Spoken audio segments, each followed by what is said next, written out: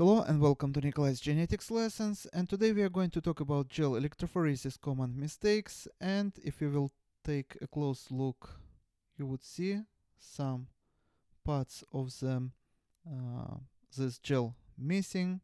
We have these two pieces that is left also broken in the middle. So this can be very frustrating. You did a very nice job, then gel broke during handling. Keep in mind that the gel will still be usable as long as you save pieces. So again, let's take a look, close look. You see that these two pieces were put together, and those we still miss a couple pieces. Let me show. So this is going to be one piece that we miss. Here is going to be another one, and we have brokerage here. So how many pieces we have?